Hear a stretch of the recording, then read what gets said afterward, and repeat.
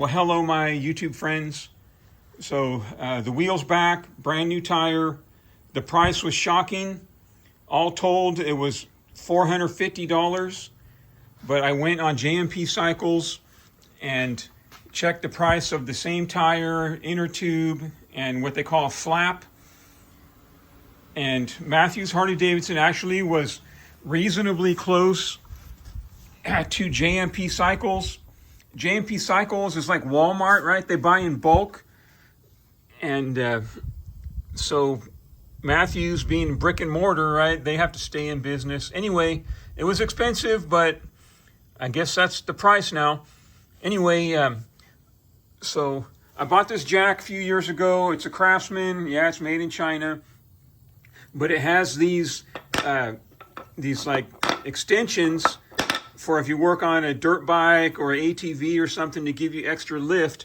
And they came in quite handy because what we're looking at right here, this right here is what I call the shark fin. And it prevents you from rubbing your oil pan on a speed bump. If you know, it'll bottom out, it'll protect the oil pan. Okay, so but that throws off the bike when you're jacking it up. But luckily, conveniently, this jack, it has those extensions and they're just the right height. So I have the extensions in on the front, and this piece of plastic is part of the kit from Harley-Davidson, like for these Dynas that have that shark fin. Harley-Davidson sells this kit right here, these things. And they add height so that the motorcycle can sit level on the jack. Okay, because this jack happens to have those extensions and they happen to be the perfect size, I only use one, which is good because I lost one of them because I get excited when I'm almost done with the work, and then I take the bike down, get it on its wheels, take off running, test drive it. It falls off. It kind of clamps on the tube. But anyway, that is how I have the jack. And when I left it overnight, I kept the wheel chock right here in case the jack should fail. And then the bike would, go down, and the front wheel would at least be grabbed by the chock. It would help hold it upright. All right, let's get to the installation. We'll examine the tire now. Okay, hold on.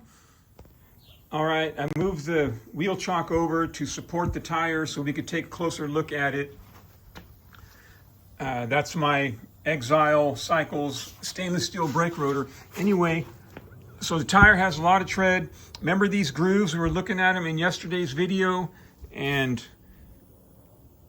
there's one of those bars that tells you how much tread you have left. And remember, these were already gone. And one thing on these Commanders, because the one that I just replaced was the first time I ever bought the Commander, this seam right here, right, it's similar to these little nubs right here. But that was always in the tire, right? And then it wore down a little bit. And I couldn't figure out what was underneath here grinding on the tire. But it was nothing. It was just the manufacturer of the tire. There's always going to be a little line right there. But I was pretty happy with it. All right, hold on. Let's get it installed. Okay, let's take a quick look at the service manual because I wanted you to see this. This photo right here shows the castellated nut on the left side of the motorcycle. In my case, this nut is on the right side. I turned the axle around because I didn't want to fight with the exhaust every time I worked on the wheel. And it's been, I haven't had any issues, but that's why mine is different than this photo right here. Okay, and then we'll get to alignment in a minute. Okay, hold on.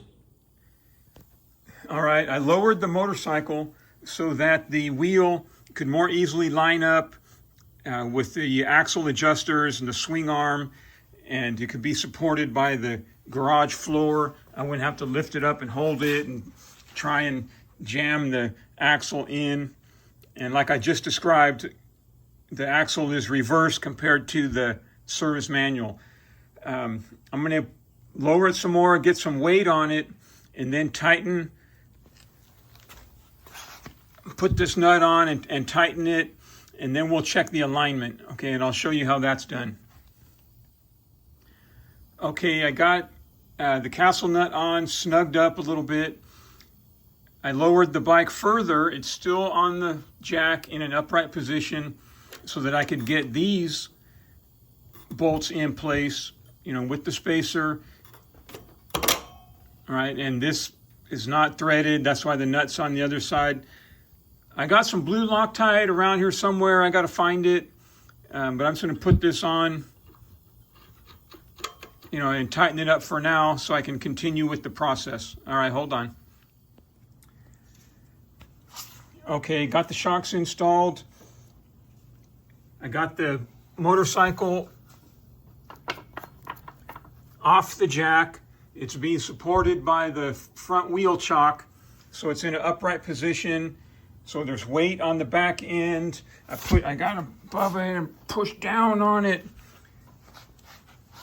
Now, for the rear wheel alignment, which is different than the vehicle alignment, the proper installation of the rear wheel is as follows. Do everything like you just saw me do. Your belt tension, you have to set the correct belt tension before you can adjust the rear wheel alignment. There's a little tiny hole right there. I almost covered it up with that sticker. and so the distance from that little tiny hole to the center of this axle. And there's a tool, you can bend a piece of wire, and I use like an Allen wrench. I got it around here somewhere.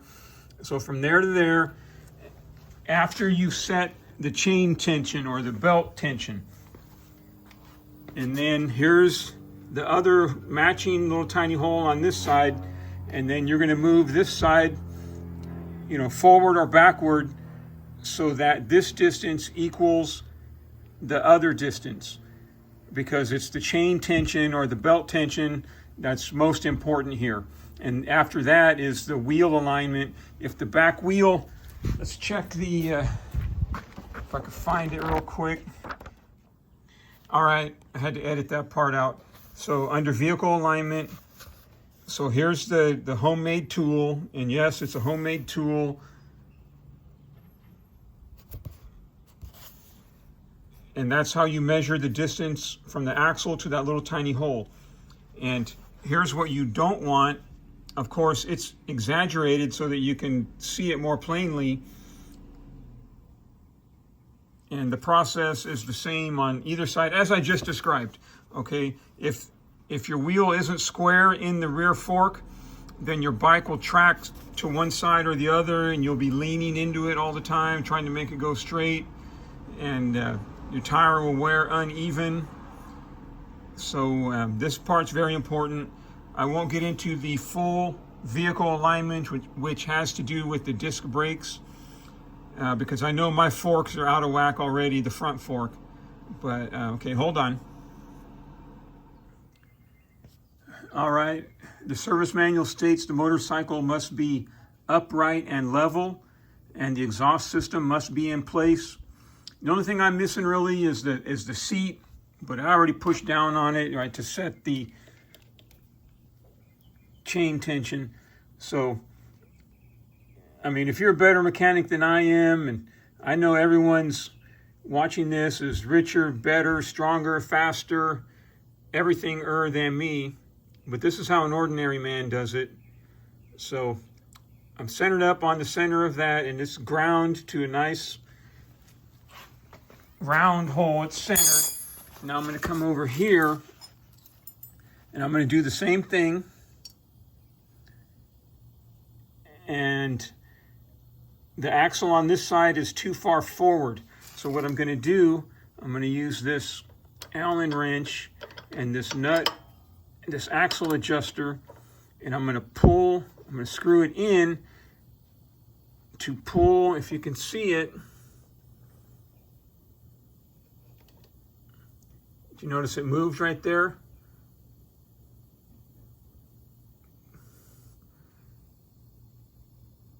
And it has to be accurate within 1/32 of an inch, or 0.8 millimeters.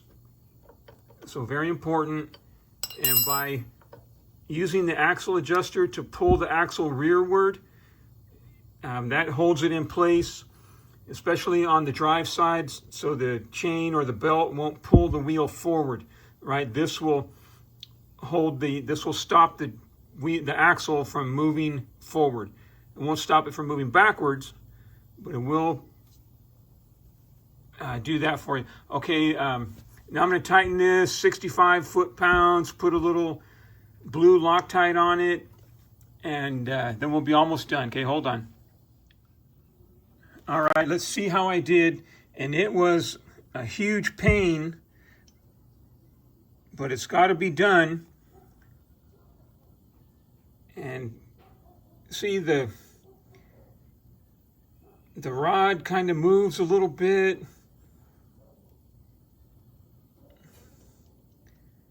Right there. Okay, check the other side. And one problem I was having is as I tightened the axle nut, the axle would creep backwards. And so this would get real loose right here. And I had to loosen it and then move it forward so that it could creep backward into the correct position. So, I mean, I'm pretty close. I'm pretty close. I don't know.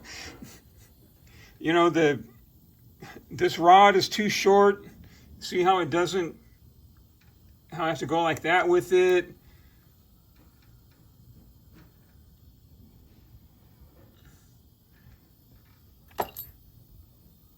What you'll really notice if it's incorrectly aligned, as I stated, the back end will track to one side or the other, and you'll have to lean to make it go straight.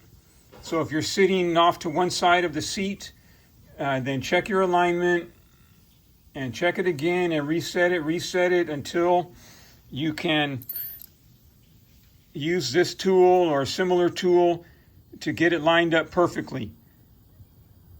I've been using this for too long. I've been meaning to throw it away and bend a piece of wire. It says to use a aluminum welding rod and then grind one end to a point,